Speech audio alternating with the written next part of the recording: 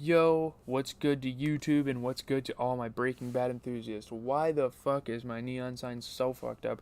Oh well, you guys are gonna have to deal with that for a video. We are back with another episode review. Spoiler alert, I'm gonna be discussing the plot. We are on season 2, episode 6. I'm gonna be watching episode 7 here in probably about an hour or so. I'm gonna take a little break after I do this and my Euphoria review, so make sure you tune into that after this stream. If you've already watched Euphoria and you want my thoughts on it, if you want to compare our thoughts in the comment section, please do so. This is a very open space for debate, whatever. I don't have too much thoughts usually on TV episodes. I just like talking about them and talking about what's currently happening in each of the series. But Wikipedia has provided us a nice little plot summary. Jesse gets the address of the couple who ripped off Skinny Pete and goes to their dilapidated house. They're crackheads. Their house isn't going to be nice. Upon breaking inside, he finds and tends to their young, neglected son. This kid, I feel so bad for him. He looked disgusting. They never cleaned the guy. Terrible parenting. Maybe they couldn't even afford to be good parents. I'm not really sure. When the couple returns home, Jesse holds them up and demands that they return his meth and his money. Now, I'm not sure if this couple recognized him, but I'm sure it was a scary sight for them. They give him part of the meth, claiming to have lost the other portion, and show him ATM they have stolen from a convenience store. Pretty savage. The husband, fucking Spooge, you got scammed by a guy named fucking Spooge. Works unsuccessfully to open the ATM. While Jesse is busy playing with the son, the wife knocks him unconscious, stealing his gun and drugs. So their son is pretty much a muse for Jesse to kind of feel like bad for him, feel sympathy for him, and the family takes advantage for him. Spooge is a weak-ass little bitch for not getting the ATM open. He kind of fumbled the bag. Jesse wakes up to see Spooge trying to open the ATM from the bottom. His wife, angry that she keeps calling her a skank, knocks the ATM over, crushing him. That was fucking crazy. I did not expect him to get crushed. So Spooge is dead. We can only assume that Spooge died there. I'm pretty sure he did. She then takes his drugs and gets high on the couch. Why the fuck wouldn't you just save it? I don't know. Fucking crackheads, man. Jesse hurriedly takes back the gun, takes what money he can when the ATM pops up, and calls 911. So obviously he's pretty much snitching on the family for being negligent toward the son and having coke in their house. And meth. Because obviously Jesse does it too, but he wants these people to be busted. He wants these people out of his drug trade. He then brings the boy out of the house, then tells him not to go back inside and runs away. So the son's probably going to be taken to foster care. Pretty good deed done by Jesse.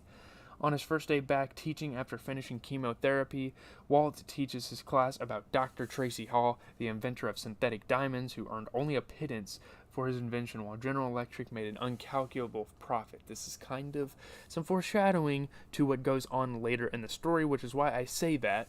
I bring that up. You guys wouldn't think that's so important to the TV show, but yes, it is really important.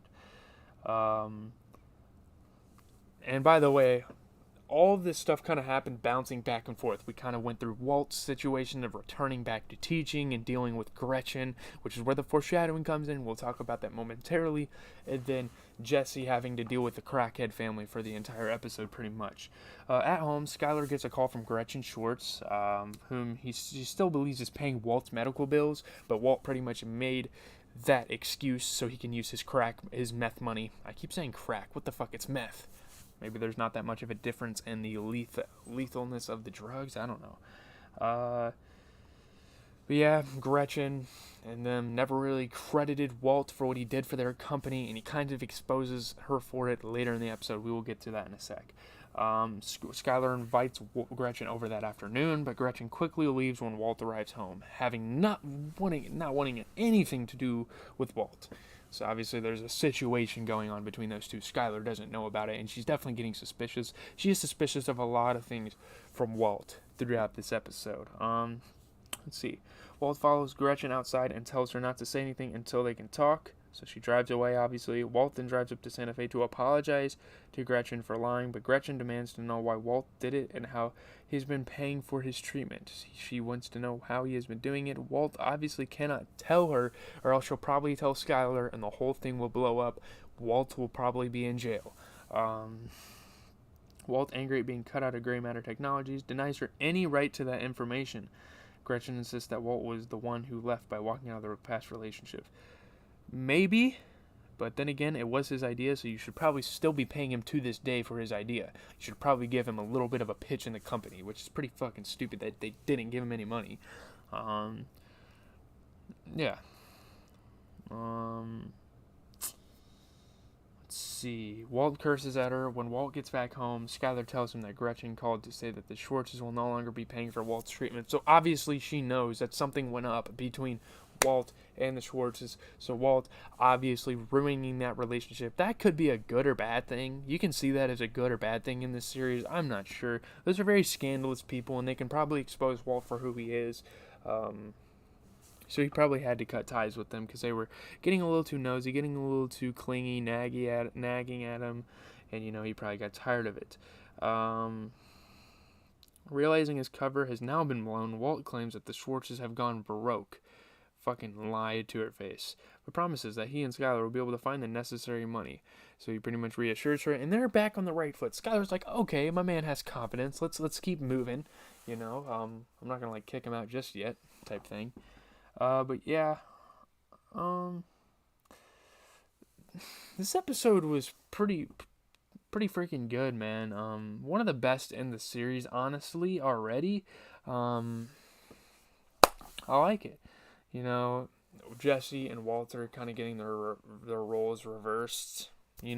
So this time Walt is kind of catching the heat while Jesse's out here just doing his thing.